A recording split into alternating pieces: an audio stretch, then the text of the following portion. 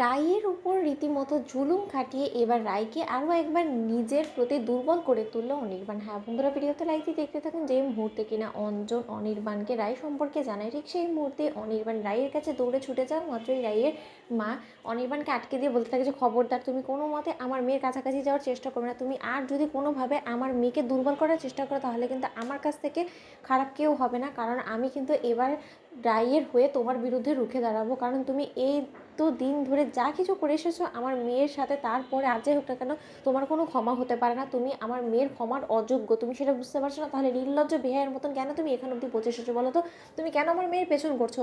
তুমি আজকে আমার মেয়ের এই কন্ডিশনের জন্য দায়ী, সেটাকে তুমি কোনো মতো অস্বীকার করতে পারো অনির্বাণ? ঠিক সেই সময় অনির্বাণ বলতে থাকে যে দেখুন, আপনারা কিন্তু এতক্ষণ ধরে আপনাদের মেয়ের সাথে কথা বলছিলেন, তখন কিন্তু আমি কোনো মতো ইন্টারফেয়ার করিনি। তাই এবার আমাদের স্বামী স্ত্রীর মধ্যে কী কথা হবে না হবে সেটা নিশ্চয়ই আপনি ইন্টারাপ্ট করতে পারেন না, কারণ আপনি ভুলে যান না যে আপনার কিন্তু সেই এখতিয়ারটুকু নেই। ঠিক সেই সময় রাই বলতে থাকে যে তুমি আমার মাকে এসব কথা বলার কে বলো তো অনির্বাণ? তুমি ভুলে যাও না যে আমাদের কিন্তু অলরেডি ডিভোর্স ফাইল হয়ে গিয়েছে?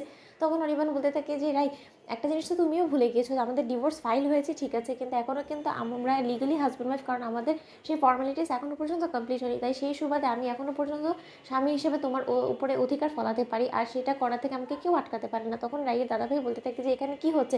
গুন্ডামো শুরু করে দিয়েছো? তুমি কি মনে করছো তুমি এখানে গুন্ডামো শুরু করলেই তুমি অমনি আমার বোনের উপরে জোর খাটিয়ে তুমি আমার বোনকে তোমার এই মায়াজালে মিথ্যে কথা বলে তুমি ওকে আবারও ভুলিয়ে ফুসলিয়ে তোমার কাছে নিয়ে যাবে, তারপর আবারও ঠিক সেই নোংরা লাঞ্ছনা গঞ্জনা দিয়ে তারপরে আমার বোনকে ঘাড় ধাক্কা দিয়ে বার করে দিই? অন্যদিকে স্রোত বলতে থাকে যে দাদা ভাই, এই যাত্রায় এই লোকটা আর যাই হোক না কেন রায় দিদিভাইকে কোনো মতেই আমাদের কাছ থেকে কেড়ে নিতে পারবে না, কারণ ওর সেই আসল নোংরা মুখোশটা না সেটা সকলের সামনে এবার স্পষ্টরূপে ফুটে উঠেছে, এবং রায় দিদিভাই বুঝতে পেরে গিয়েছে যে উনি ঠিক কতটা মনের দিক থেকে নোংরা। রায় দিদিভাই, এবার নিশ্চয়ই তুই ওনার ভালো ভালো কথায় ভুলে যাবি না, ভুলে যাস না, তোর সাথে কিন্তু অতীত জীবনে সে অনেক ঘৃণ্য কাজ করে রেখেছে। ঠিক সেই সময় রায় বলতে থাকে যে কিচ্ছু ভুলিনি, এই মানুষটা আমার সাথে এতদিন ধরে যা কিছু করে এসেছে তারপর আর যাই হোক না কেন ওর মতন মানুষকে আমি কোনোদিনও ক্ষমা করতে পারি না, ওর চেহারা অবধি আমি দর্শন করতে চাই না। ঠিক সেই সময় ঈশা বলতে থাকে যে আচ্ছা মাসিমা, আমি আপনাদেরকে বলছি ওখানে আমার শাশুড়িমা থেকে শ্বশুরমশাই সকলেই আপনাদের জন্য অপেক্ষা করছে, আমরা বরঞ্চ কিছুক্ষণের জন্য বাইরে যাই, আমার কথা রাখার জন্য অন্তত ওদেরকে কিছুটা সময়ের জন্য আমরা একা ছেড়ে দিই।